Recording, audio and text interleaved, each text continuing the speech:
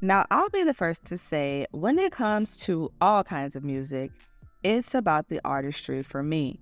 And when it comes to rap music, across the board, one of the most important things to me is replay value and diversity with your beats, flows, and subject matter. But listen, it's 2024, which means if your album isn't out here cracking 50K and up first week, you're flopping, according to the internet. And while it feels like the music industry as a whole is in their flop era, well, unless you're Charlie XCX or Ye and Ty Dolla $ign, one group that's taken a hard hit are women rappers. And I really wish I was surprised, but let's just talk about it. But first, welcome to the channel. Hey, hi, Wazan with it, I'm C, and I do rap and pop culture commentary. So if you're into that, subscribe and hit the like button. It seems like we're nearing the end of Hot Girl Summer with the project releases, so we finally have time to sit and reflect on all of the projects that have been released. From Megan to Y2K, City Cinderella, and Sugar Honey Iced Tea, and even Cupcake making a grand return with Dauntless Manifesto. We love an independent rap queen. Now, we simply wait to see if Cardi will give us something soon. I feel like I had such high hopes for many of the summertime releases because I really enjoyed the projects dropped by the girlies prior, like Princess Pop That by Anicia and Fine Ho Stay by Blow Millie. Glorilla's Everything didn't really do it for me, but I do enjoy Glow's singles more than full projects. But look, do not get me started on Scarlet 2 Claude by Doja Cat, inarguably one of my favorite projects, period, okay? Her versatility and flows paired with the production and new songs were just chef's kiss. However, as soon as summer came around, I was ready to slow it down. Thanks for the rather interesting rollouts, but why are we all dropping back to back? Can I catch my breath? And I think that's one of the main reasons why these numbers ain't numbering. Listen, I already see some of y'all ready to type a comment saying that there are no excuses when it comes to album sales and flopping, especially as most of these artists have been out for a hot minute. But lately, I've been seeing a lot of people share the same sentiment on social media, which is that many of these women have to share the same audience and fan bases, and as a result of that, it causes their numbers and first week sales to be significantly lower, especially when they're dropping just weeks away from each other. I'm not sure if I see the truth in this just yet, but let me know if you agree. Now, one thing that I do find to be true that I like to touch on is that social media praise and support does not translate to sales and streams. Too often, you see a blog post about an artist's new song, project, or music video, and instead of fans actually listening or purchasing, they're taken to the comments to talk about how much they love it and they're here for it, or how much they hate it.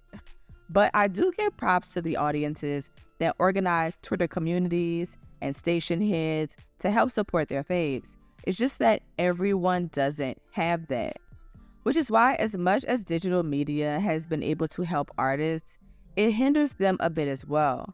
You might have a poppin' song, but after we listen to it 11 times on TikTok, and then potentially have to hear it played at the club, on the radio, we are sick of it. At that point, you have to either really love the song or the artist in order to continuously stream it.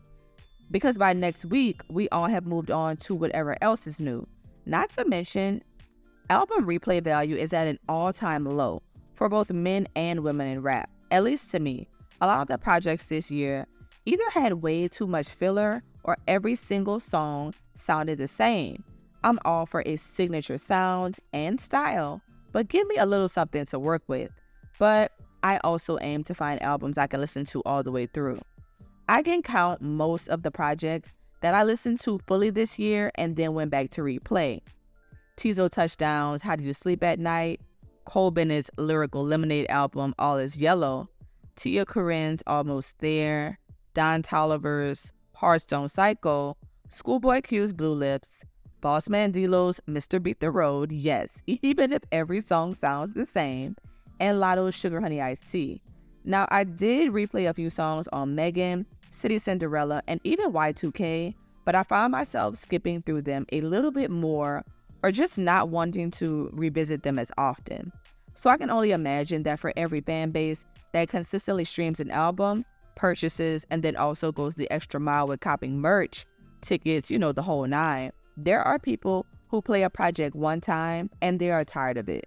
And speaking of tired, maybe it's the fact that these projects and artists just don't seem to be doing it for everyone. Are you not entertained? I mean, I am.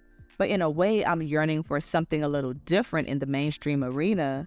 And a lot of the commentary that I see online says the same thing, knowing damn well that this is a game where numbers come first, and too often the importance of good music follows after that. We're seeing the majority of these women getting clowned for doing 20K and barely touching even 30 in first week sales. At this point, it's becoming a trend to already be prepared to call the girls a flop and say they're in the 20K club. Even Megan Thee Stallion, who cracked, 64K first week and landed number 3 on Billboard 200. And I'm gonna keep it real. Megan is one of few who was able to snatch up a hit record that people are still playing with Mamushi. These days, you really gotta get a hit record and find an influencer to make you a quick little dance and go viral. Then you are set for success. Now, I was almost positive that Ice Spice was going to have at least one song that would still be dominating the charts, but nothing really stuck. Did It First could have been it with Central C, Osh with Travis Scott, and even the song with Gunna. It felt like her team was really pushing for these bigger names in male rap so they could somehow get her on the charts. But I rarely see people talking about any of these songs anymore, which is fine, right? Ice has her classics that she will be performing on tour. Lotto has Big Mama, and it seems like Brokey is next up, which I really don't see this being a summer smash. Do you ever see an artist have like a follow-up single and you're like, this ain't it? JT Coming really could be the one for JT though, but where the video at? I'll keep it real and say I'm slowly moving towards an era of listening to more female rap artists that are not mainstream. Because when you're in the trenches, literally and figuratively, you're hungry, and therefore the music is better because you're actively trying, and it feels like many of these girls, they're getting comfortable. But these newer artists, they are doing it for me, right?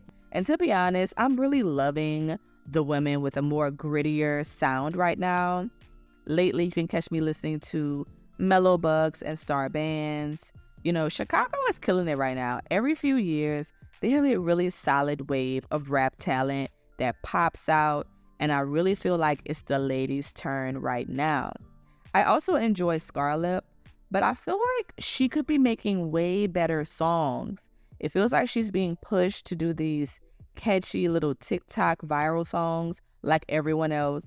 I am so tired of almost every song these days being carried by an ad-lib. And yet I'm still over here wondering why I do not see Lola Brooke as much. Now that is someone I envision to be big, at least numbers-wise, after Don't Play With It. I loved Don't Play With It. But who cares about numbers anyway, right? Anyway, do you think that first week sales play a crucial role in rap music right now, this minute? And keep it real, why do you think that the girls are doing all of the same kind of numbers this summer? Let me know your thoughts in the comments.